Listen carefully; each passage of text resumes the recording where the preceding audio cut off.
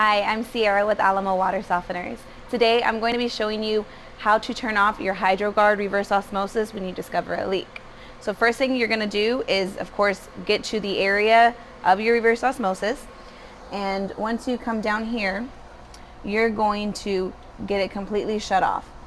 If you follow where your shock blocker is, which helps any type of pressure increase automatically shut it off, you're going to find your auto shut off here. All you simply do is pop open that latch. This will completely shut off the reverse osmosis. You're also going to want to shut off your reverse osmosis storage tank by simply just turning the switch over to the side. Once that's done, go ahead and make sure that you open up your reverse osmosis faucet to allow any water that's in the lines out. And then from there, give us a call at 210-274-6122 and we can get a service call scheduled for you.